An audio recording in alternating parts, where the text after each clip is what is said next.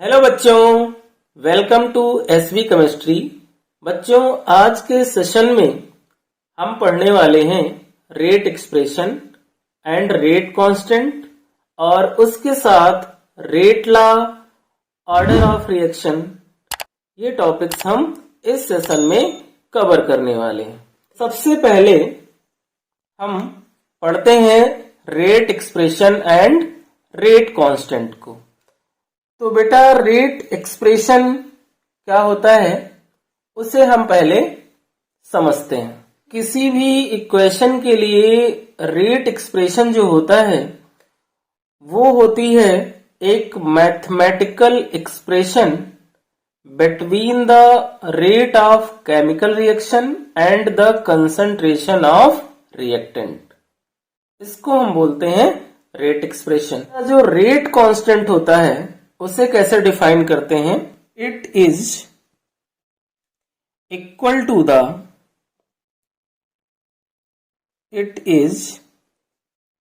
To the rate of reaction when concentration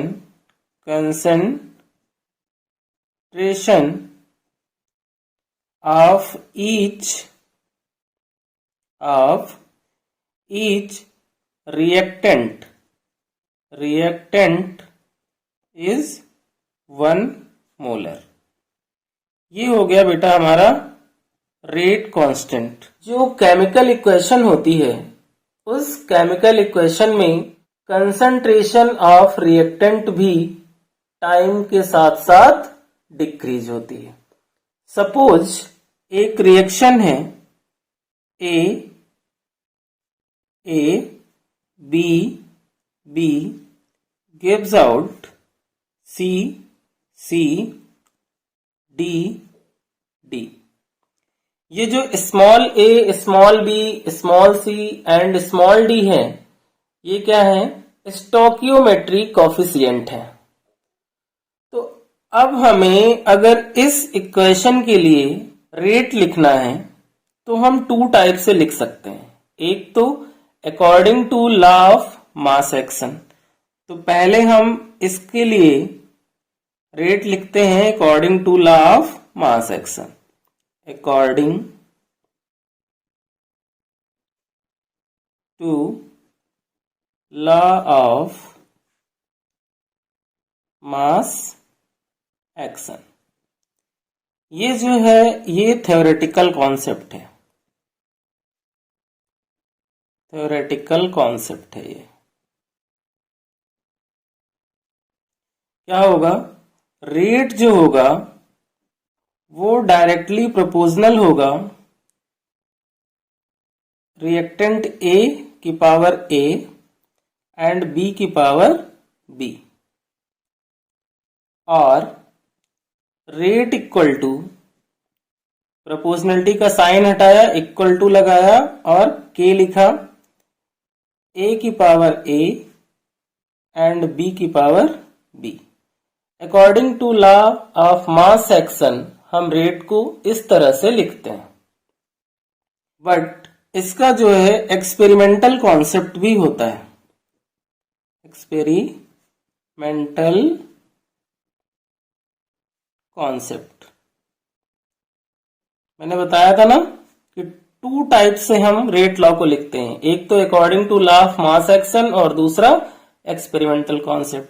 तो according to experiment rate directly proportional होता है A की power X and B की power Y.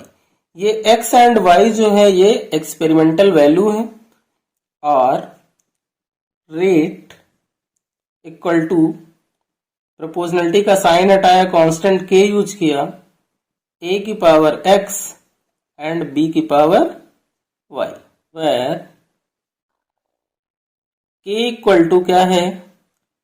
Rate constant है, या फिर हम इसे velocity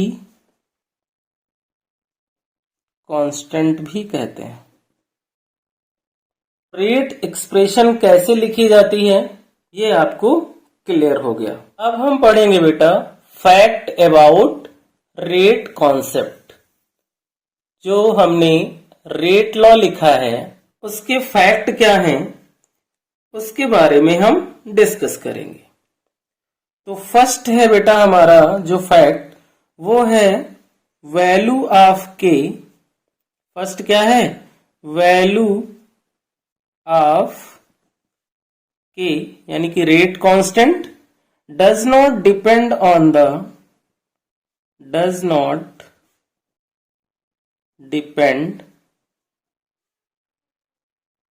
the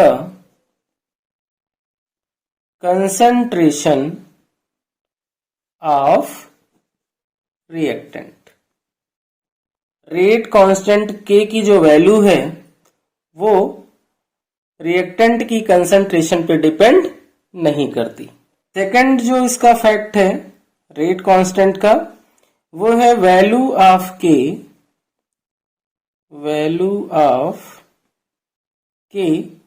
increase in the presence of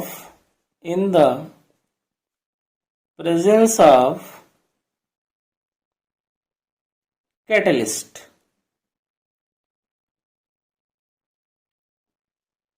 means rate constant जो होता है वो कैटलिस्ट की प्रेजेंस में क्या होता है?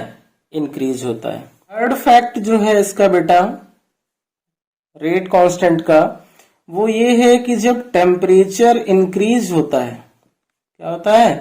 टेम्परेचर इंक्रीज होता है तो रेट कांस्टेंट भी इंक्रीज होता है और उस कंडीशन में रिएक्शन जो होती है वो फास्टर होती है।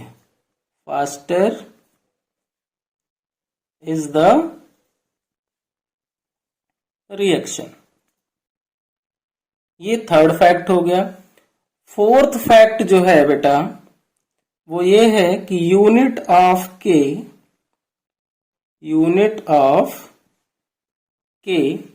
डिपेंड अपॉन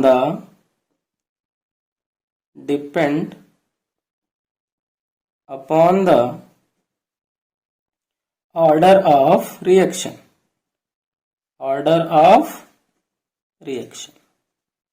ये 4 फैक्ट हैं रेट कांस्टेंट के। जब भी रेट की बात होती है तो हम उसका एक्सपेरिमेंटल कॉन्सेप्ट ही यूज करते हैं। हम डिस्कस करेंगे बेटा रेट लॉ कि रेट लॉ क्या होता है। तो डिफाइन करते हैं इसको। Rate law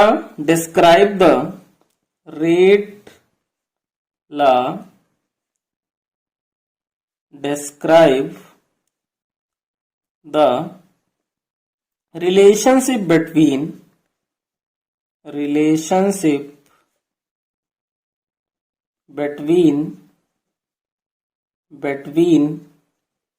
the rate of a chemical reaction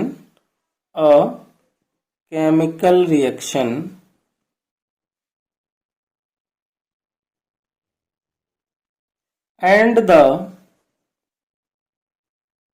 concentration of reactants।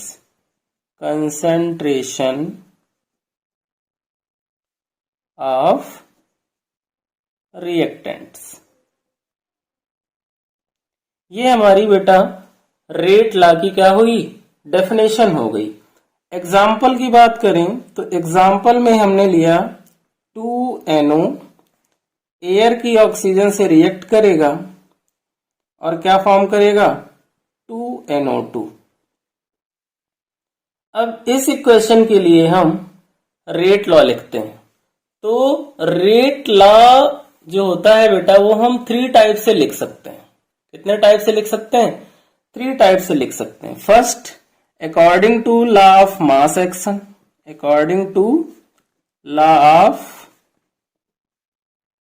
Mass action इसके टर्म में लिखेंगे तो क्या होगा? रेट जो होगा वो डायरेक्टली प्रोपोर्शनल होगा NO की पावर 2।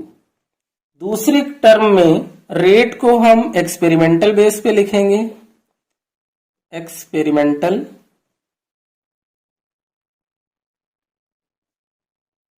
कॉन्सेप्ट। एक्सपेरिमेंटल कॉन्सेप्ट के अकॉर्डिंग क्या होगा, rate is directly proportional to NO2। हर टाइप जो रेट हम लिखते हैं वो डिफरेंशियल फॉर्म में लिखते हैं, डिफरेंशियल फॉर्म। इसकी डिफरेंशियल फॉर्म में क्या होता है, -dr/dt equal to k NO2 की पावर 2। सॉरी बेटा, यहां पर NO2 नहीं होगा, NO की पावर 2 होगी, और यहां पे भी NO2 नहीं होगा, NO की पावर 2 होगी। रेट ला समझ में आ गया। अब यहां पर एक नोट लगाओ मेरे साथ बच्चों, आप कॉपी और पेन साथ में ले लो, मेरे साथ साथ पढ़ते हुए चलो, आपको बहुत अच्छे से हर एक पॉइंट समझ में आएगा। नोट क्या है, with the help of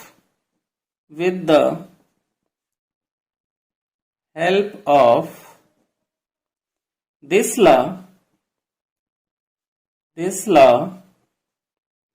it is possible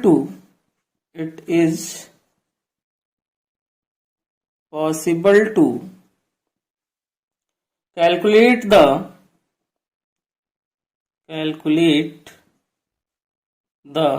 rate of reaction at different concentration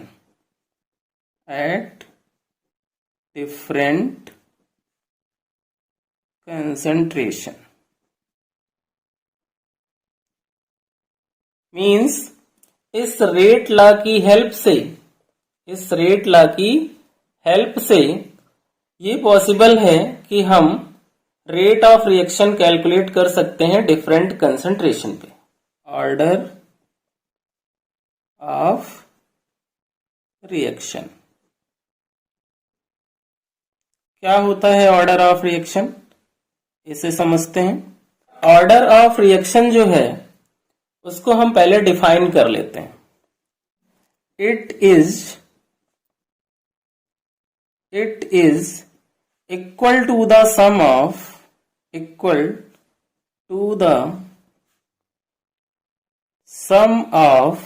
the powers of concentration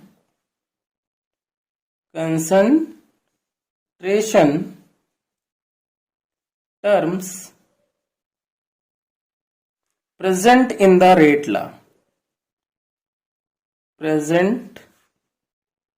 the rate law। Order of reaction जो बेटा होता है वो इक्वल होता है sum of the power of concentration terms present in the rate law. Suppose एक equation हमने ली, इस इक्वेशन की हेल्प से समझते हैं। A B B gives out C C D D, ये इक्वेशन है। अब इसका रेट हमें क्या है, एक्सपेरिमेंटल रेट जो है वो इसका है ए की पावर x और b की पावर y, ये हमें गिवन है। तो रेट इक्वल टू प्रोपोर्शनलिटी का साइन हटाएंगे, constant rate constant k use करेंगे, और ये हो जाएगा a की पावर x एंड b की पावर y। ये हमारा क्या हो गया, इस इक्वेशन के लिए रेट हो गया। और इसने ये कहा है कि जो गिवन इक्वेशन के लिए रेट गिवन होगा उसकी जो पावर होगी, उसका जो सम होगा वो हमारा क्या होगा, ऑर्डर ऑफ रिएक्शन होगा। तो ऑर्डर ऑफ ए, यानी ए के रेस्पेक्ट में जो ऑर्डर आया बेटा वो क्या हुआ x, और ऑर्डर ऑफ बी के रेस्पेक्ट में जो ऑर्डर आया वो क्या होगा, y होगा। अगर हम ओवरऑल ऑर्डर फाइंड करें, तो वो क्या होगा बेटा, x प्लस वाई। तो इस तरह से हम गिवन इक्वेशन में अगर हमें रेट ला गिवन है तो उस रेट ला की पावर को ऐड कर देंगे तो इक्वेशन का ओवरऑल ऑर्डर फाइंड हो जाएगा। यहां पर बेटा एक नोट लगाओ। नोट क्या है? Order of reaction may be, order of reaction may be 0, 1, 2, 3 and even in fraction। Means जो ऑर्डर ऑफ रिएक्शन है वो 0 भी हो सकता है, 1 भी हो सकता है, 2 भी हो सकता है, 3 भी हो सकता है और फ्रैक्शन में भी हो सकता है। इसलिए अब हम जीरो ऑर्डर रिएक्शन को पढ़ेंगे। Zero order reaction. Zero order reaction क्या है? इस रिएक्शन में क्या होता है? Rate of reaction does not depend on the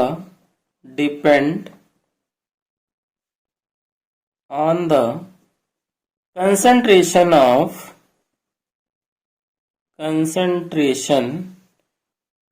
of reactant।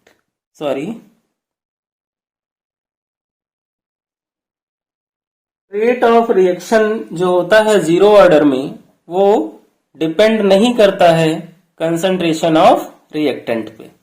Example जैसे कि कौन सी इक्वेशन हमारी जीरो ऑर्डर की होंगी? तो H2 प्लस Cl2 ये रिएक्शन होती है बेटा इन प्रेजेंस ऑफ सनलाइट और हमें क्या मिलता है? 2HCl। तो इस इक्वेशन में इक्वेशन का रेट है वो उसकी कंसंट्रेशन पे डिपेंड नहीं करता। सेकंड एग्जांपल, अगर हम अमोनिया लें और अमोनिया को रिएक्ट करें हम मॉलिब्डेनम और टंगस्टन की प्रेजेंस में, साथ में क्या लें? हाई प्रेशर, तो N2 प्लस 3H2 फॉर्म होता है। फर्स्ट ऑर्डर रिएक्शन वो कौन सी रिएक्शन होंगी? जो फर्स्ट ऑर्डर की होंगी। Rate of reaction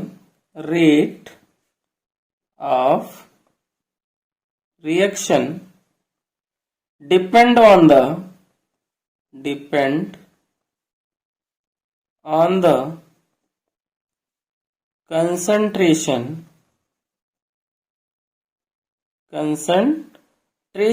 of only one reactant,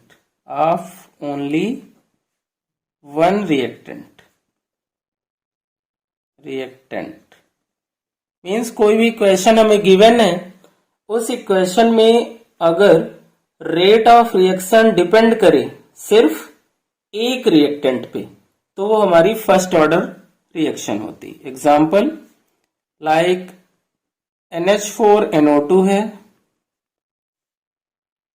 और ये हमें क्या देता है? N2 देता है प्लस वाटर देता है। तो यहां पे क्या है?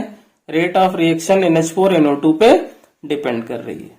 सेकेंड एग्जाम्पल SO2Cl2, ये हमें क्या गिवन करता है? Cl2 plus SO2। तो बेटा हमने ये सीखा कि किसी भी इक्वेशन के लिए रेट एक्सप्रेशन कैसे लिखते हैं, रेट कांस्टेंट क्या होता है और ऑर्डर ऑफ रिएक्शन कैसे फाइंड करते हैं या उसका कैलकुलेशन कैसे करते हैं। तो यहाँ पर एक बहुत ही इंपॉर्टेंट पॉइंट ये है, अगर हमें रेट कांस्टेंट या फिर ऑर्डर ऑफ रिएक्शन कैलकुलेट करना है तो उसके लिए हम सिर्फ रेट लॉ की एक्सपेरिमेंटल वैल्यू का ही यूज करेंगे। अब हम करते हैं बेटा unit of rate constant. Rate constant की जो यूनिट है उसे कैसे कैलकुलेट करेंगे? Suppose the order of reaction is n n हमने क्या मान लिया, ऑर्डर। तो डिफरेंशियल फॉर्म में रेट जो होता था बेटा वो क्या होता था, dx by dt, means concentration of reactant upon time, और वो इक्वल टू किसके होता था, k कंसंट्रेशन ऑफ रिएक्टेंट। अब इसकी पावर हमने क्या कर लिया, n, तो ये क्या बनेगा बेटा, dx by dt, dx by dt into 1 upon concentration की पावर n, कंसंट्रेशन की पावर n, और ये क्या होगा, ये होगा dx हमारी क्या है, कंसंट्रेशन है, और dt हमारा क्या है, टाइम है, और इनटू क्या हो जाएगा, 1 अपॉन कंसंट्रेशन की पावर n। इतना हो गया बेटा। अभी k इक्वल टू क्या होगा, k इक्वल टू होगा कंसंट्रेशन की power 1 minus n time inverse, या फिर हम इसको कंसंट्रेशन को क्या लिखते हैं, मोल पर लीटर में लिखते हैं कंसंट्रेशन को हम, तो मोल पर लीटर की power 1 minus n time inverse. ये हमारी जनरल यूनिट हो गई किसकी, रेट कांस्टेंट की। सपोज करो कि हमारे पास क्या है, जीरो ऑर्डर की रिएक्शन है। जीरो ऑर्डर के लिए जो n की वैल्यू होगी वो क्या होगी, जीरो। तो हमारी जो यूनिट बनेगी बेटा वो बनेगी mole litre inverse time inverse, mole litre inverse time inverse. ये यूनिट हमारी किसके लिए हो गई, जीरो ऑर्डर के लिए। फर्स्ट ऑर्डर के लिए क्या होगा, n की वैल्यू 1 हो जाएगी, तो इसकी यूनिट जो होगी वो क्या होगी, टाइम इनवर्स। आप इस जनरल फॉर्मूले में n की वैल्यू पुट करके zero order, first order, second order की यूनिट फाइंड कर सकते हो। सेकेंड ऑर्डर के लिए क्या होगा, n की वैल्यू हो जाएगी 2, और इसकी जो यूनिट होगी वो होगी mole inverse litre time inverse.